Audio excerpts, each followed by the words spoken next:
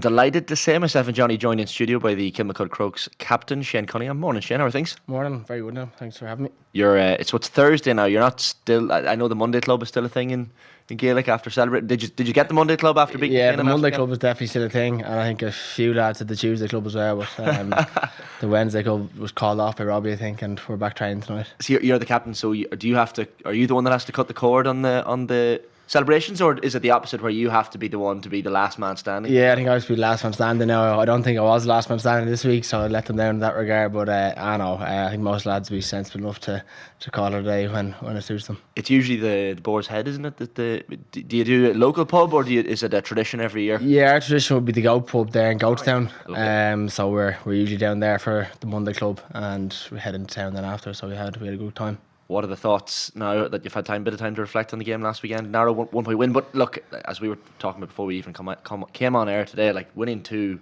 Dublin Senior Championships in a row is no mean feat. Winning any number of Dublin Senior Championships is no mean feat, but Na Fianna put up a stern challenge. Oh, they did, yeah. Like Na Fianna were always going to be a really tough test.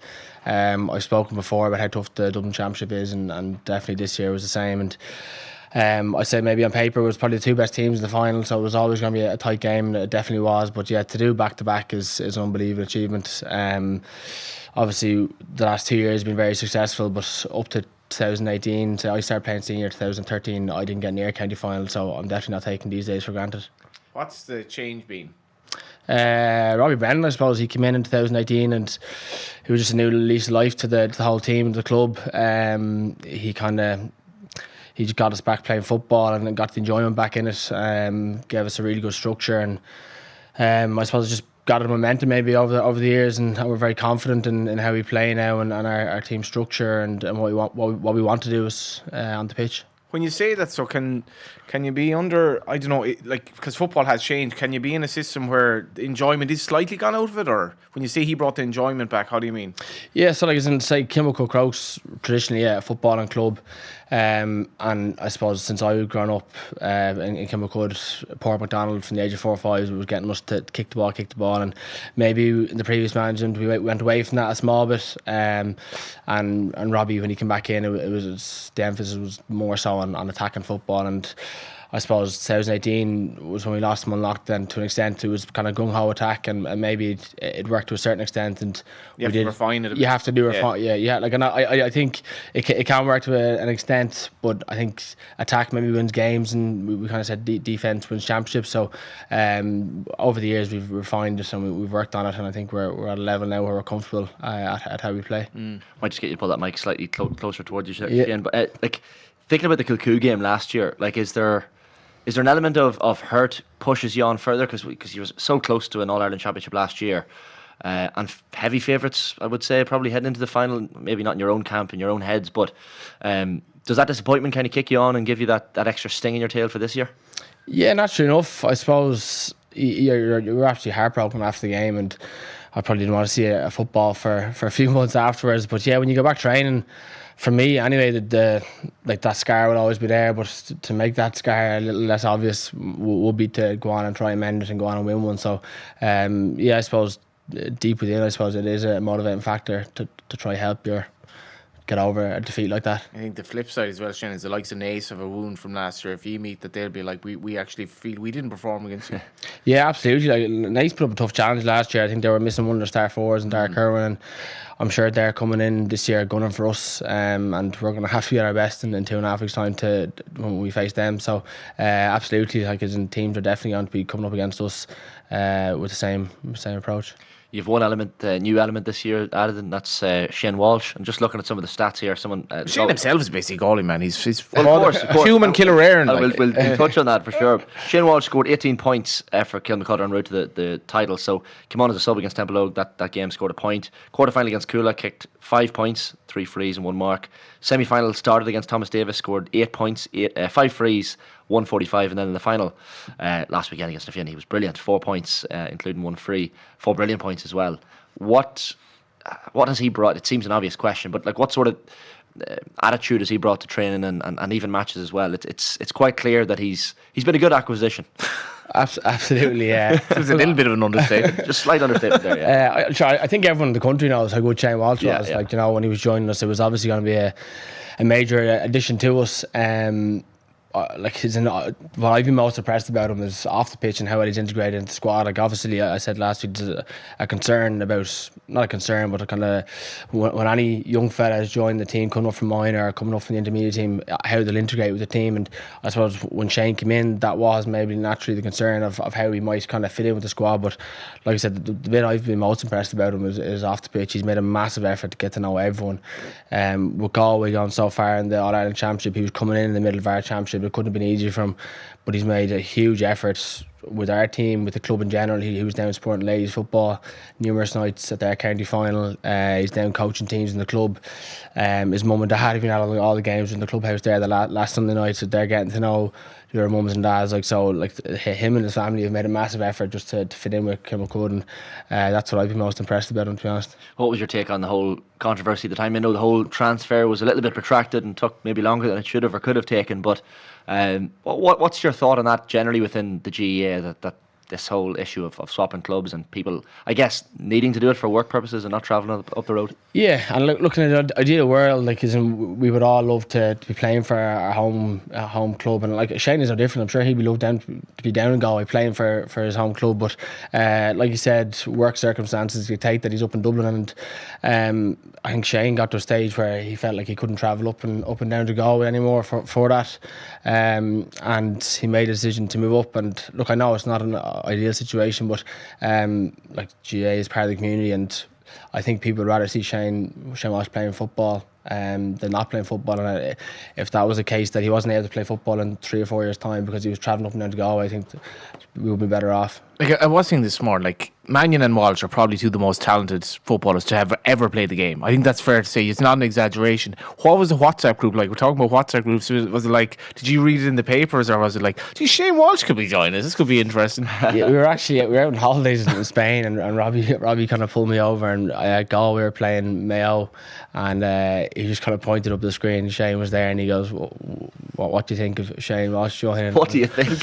I was worried that I'd be getting dropped, first of all, and then that was kind of the first time we spoke about it. We spoke. Do you think it was a laugh? Is this because it was so left field at the time? Yeah. Well, he kind of I did think it was a bit of a laugh at the start, and then he kind of goes, "No, seriously," and we spoke about it more seriously after that. But that was kind of the first hint of the rumour I got about him joining, and we spoke about it more seriously afterwards, and how he'd fit in and how things would work, and it wasn't just a case of him coming in. That was it. Like, that there was things to be considered, and I think Robbie talked to a few of us. He spoke with the management team, and he spoke with the club chairman as well. Like, it wasn't just a case of him coming in and that was it. Like, that there was things to be considered about. If that timeline is right, you have to respect the people involved, because that was not leaked. Like, in fairness, that was kept under wraps, and that's impressive in this day and age. In the GEA. Extremely in the WhatsApp world that we live in. Like, it's extremely impressive. Next time they'll leak it to off them. You have a tight knit WhatsApp group, obviously.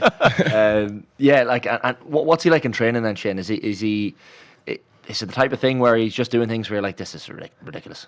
Yeah, he's probably better than training, and some of the stuff he doesn't train, you'd just be laughing at, like, he'd be dinking the keeper and stuff like that. So 2 feet as well. Yeah, like he is. He's ridiculous, and like himself and Mannion are 2 quality players. So as inside forwards, we're kind of screaming for the ball, and the 2 of them are pinging the ball over from 60 yards. So in that regard, it can be difficult. But in training, he's unbelievable. It's unfortunate for Paul, like, just to be injured again, and yeah.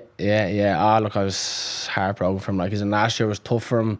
Obviously, I think it was against Port Arlington. He got injured and he missed the Leinster final then, and obviously the semi-final and final. So I think we touched on earlier on about kind of making amends for the last year, and I think Paul was desperate to do that. He really was, and since he's kind of come back into the club and committed full time to the club, he's been unbelievable. He's been a massive driving force for it, and to be out injured again and to miss this campaign, it's really tough for him. When you'd heard Desi announcing that Paul and Jack McCaffrey were coming back to the Dublin panel, what was your immediate thoughts? This is Kerry are finished. It's over. I'll put words in your mouth. I was I finished surprised. work, Yeah, okay. no, I was surprised because, like, I wouldn't ask Paul about it. I'd be good friends with him, but I wouldn't be asking him. Like, I think the last time I heard him speak about it was maybe with yourselves when he was on, and he kind of indicated that he was going to be concentrating on the club, and I hadn't really talked to him about it or asked him about it. He gave me no indication, and like he mentioned kind of before it came out in the media, and I said, "No, fair play to you, go back. Like, he's still one of the best footballers in the country." So I'm sure everyone would be delighted to see him playing for Dublin next year, apart from Kerry maybe. Can you relate to that, like, wariness of just the commitment involved? Like, because the club is hard enough. Oh, it is, yeah, and like especially for Paul, like GA definitely doesn't dictate his life. Like, he's gone off travelling before. He's professionally, he's very driven. So like, he does it. Like all of us. We've other things in our life apart from GA, and I think it just got to a stage where he wanted to explore those things, and he did. And he's going back next year now, and I'm sure he'll be unbelievable.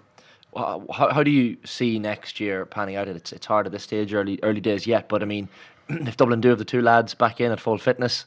I mean, Kerry were brilliant last year, but it certainly adds an enticing element to the championship next year. It does, yeah. Like Kerry were very good this year, and they obviously beat Galway in the final. And Dublin ran Kerry very close, and obviously with the two lads going back in, it would definitely be an addition to Dublin. I suppose from a mindset approach, even for the rest of the wider Dublin squad, to have them lads back would be a massive benefit. So I'm sure Dublin will go in next year full of confidence, and it might drive Kerry on next year. It might kind of like get them kind of focused on things a bit quicker, and so yeah, I think it will just add to an interesting championship. You're definitely mad to touch on the Galway links, aren't you? Well, obviously Shane Hannon is a kind of a Galway name. It is. Well, my dad's a Dunmore man. Yeah. I'm from Newbridge, which I'm from. We're all essentially northeast Galway. You're like Killare and Tuam. Like, that is the absolute heart of. Like, it was one of my regrets that they moved the Tuam Stadium away as being the county ground, because Tuam is the home of football, or I would have thought. But you have the pedigree for the job, Shane. Could be a Galway. So Galway your dad's club is what, Killare? My dad's club's Killare, so Port Joyce's club. Like, so you could transfer. You could transfer to Killare. You heard it here first. I think that would make as many headlines as Shane Walsh. Tuam Stars as well. Tuam Stars, yeah. So Port Joyce would have been my hero growing up. Like, honestly, really, I would have been going to Galway games when I was younger, kind of supporting Galway more so than Dublin, nearly. And Port Joyce would have been my hero growing up. And I've met him a couple of times. And then obviously my mum was from Tuam as well, just Dunmore Road there, so Tuam. So there's a few Galway connections there. When we had the thing, like, Vinny's coming in to talk about, he had to be there. I mistook it that I had to give my 5, but like his performance, Shane Walsh's performance in that final last year, you're like, am I actually seeing this in defeat? Admittedly, but you're like, as Gaelic football has been so maligned at times, you're like, between him and Clifford, you're like, this is an amazing sport when it's played well. Yeah, it really was. Like, the two of them in that game it was as good as kind of shoot off as I've ever seen. Like, you know, I was sitting at home thinking, Jesus, this is just going to make the headlines even worse now for us. Like, when he doesn't actually join, pressure, like, you know. But that day, just watching them, it was unbelievable. Some of the point scoring, it was phenomenal. It was like Port Joyce against Meath in 2001. 2001. He got 10 points or something. Yeah. I remember, like, Michael Donnellan would have been my hero growing up as Dunmore. a Dunmore man. You know, I just upset. Even Jaff Fallon, Derek Savage, all those lads from that team. Derek Savage, like, do you remember would you have gone to Galway matches with your dad as a kid? Yeah. I can remember, like, the tight one against Armagh maybe in 2001. I can remember going to a lot of those games. But like Savage, Don. Port Joyce, Gary Fahey was he captain back then? Like, those kind of lads would have. When did you get your first Dublin jersey then? Jenny Mac, when was that? It would have been, I'd say probably when I started playing development squads. Like, it was always my dad was always pulling a Galway jersey on to me. Like. And Pat was a Coola club man. Yeah, so he moved up to Dublin in, I think it was the 80s maybe, and he kind of joined Coola for a couple of years and played for Coola. So I think I touched on it before that was the kind of plan, was for me to play for Coola, and then Pork MacDonald came into my primary school, and Monaghan man, he is, always a link. There's always a link back to the country, like, you know. He came in and he was the development officer for Crokes, and kind of the leaflet was given to us. I brought it home to mum and dad, and I wanted to go to Crokes, and that was it. Like. Jesus. So the cooler manager and chairman are just sitting watching this right now, going, "Oh Jesus." Because your hurlers as well. It's like the Crokes are just on a juggernaut at the moment. Yeah, like there's not a doubt about it. We're doing really well, and touch wood there. The hurlers can win on Sunday as well. But like I said, it's good at the minute. But from 2000 and I think our last county final before 2018 was 2012. So there was that 6 year gap where we were nowhere near it. So we're doing well at the moment, and I suppose these things come in cycles. So Dublin must be nearly like a provincial inter-county system. It's that competitive, like. oh, it is the Dublin Club Championship. I think it must be the most competitive club championship in the country. On any given day, even in our group stages against some of the teams there. I was getting in the first game against Raheny, and I genuinely was nervous going into it, thinking it could be an upset in the cards here. Raheny, a really good side, they've good players. And that's kind of what you have to do in Dublin. If you're not on it, you get caught. Ballantyre in the next game, people were thinking that we're naturally stronger, we're going to beat them. It was a really tight game. The ball was cleared off the line with about 5 minutes to go. We were only 2 points up. I think we won the game by 4 points. So it's every game can be really, really tight. It's touch and go. You obviously had to watch the Kilmacud lads lift the Andy-American Cup last year, but 2009 wasn't it? Kilmacud last won the Ireland club.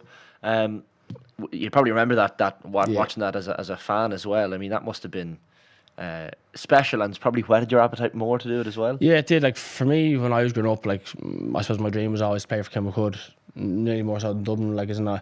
It was always kind of looking at the likes of Darren McGee, Johnny McGee, Ross O'Carroll, Dave Nesta, Pat Burks. It was all those lads that I kind of looked up to. They were my heroes, watching Crokes, and to play for Kilmacud was always my dream. To be part of a team to win a championship was a dream, and to captain the club to do it is beyond kind of what I can put into words, really. It's funny, we talked on the show the other morning, myself and Jer, about the sheer size of the club. I think TG Carr had some stats up the other day about the number of teams, say for example, Na Fianna had was more than the number of playing members like Ballyhill Shamrocks had. Yeah. Obviously the Kilmacud numbers weren't far off.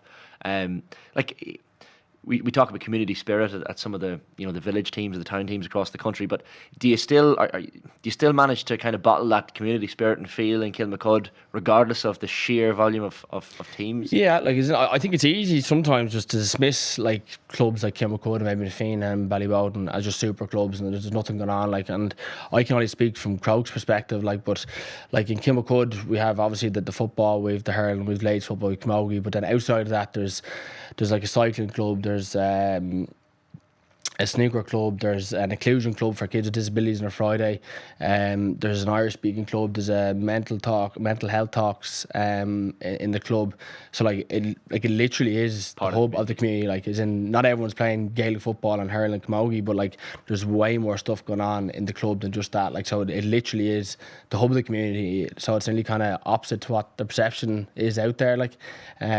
So yeah, for me, I can only speak from Crokes' perspective, but it's a massive part of the community. Even the fact that it's as you say, a dual club as well. It's funny that the football final last weekend is the same pairing as the hurling final as well. Against Na Fianna. That must be quite special as well to see the club able to compete on two fronts in two sports. Yeah, it is. And obviously, I think Brian Sheehy is the only dual player on the team, and I think traditionally maybe Ross O'Carroll would have only been the one kind of playing both over the years. So there doesn't seem to be a massive crossover of players. Why is that, you? I don't know. I know down the country, I was reading one of Brian Sheehy's articles there before I came in, and he was kind of touching on falling in between two stools, and I personally think it could be part of that.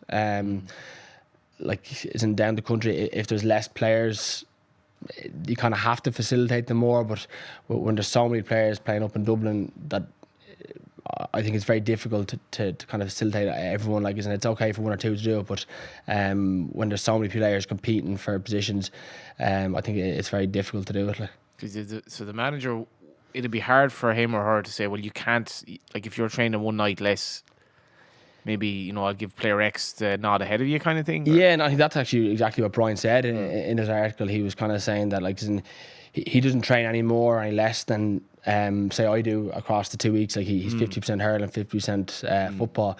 But when Robbie or the hurling management go down to pick the team, if it is a kind of a toss-up, a 50-50 decision, if one lad has had an extra training to perform, it could just sway it marginally, like, you know. I think it's kind of one of the sad things of the progression, like, because Conor O'Callaghan, like, if he hurled, you'd be like, Jesus. You'd be unbelievable. Yeah. Like, if Neil Donoghue would be like, yeah, we could win the All-Ireland here, possibly. Who knows? Do you know what I mean? It's and it's just, I guess it's hard to see how it can happen in the modern era. It is, yeah. Like you're touching on Con there, like he broke Kilmacud hearts for a few years there when Coola were on those runs to the All-Ireland final. He put up massive scores against Crokes in county finals, unfortunately. But yeah, no, it's so hard, like, to do the duel. I think if you have 7 or 8 lads on each team, I think I think for me personally it would be very difficult to do well anyway. Disruptive. Yeah. The sliding doors moments for maybe if you'd kept playing for Coola, Con never would have got playing for Coola back in the day. So you just never know.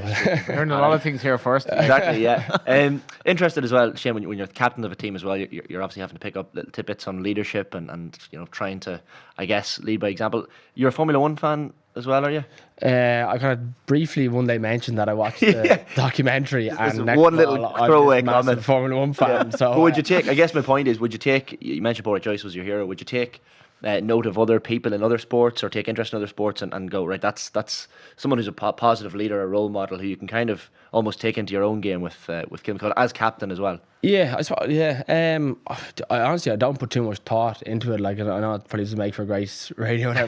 I wouldn't put too much thought into it. Like, I suppose, and I wouldn't even be massive one for roaring and shouting. Like, I just try to lead by example, and train and just do the best I can.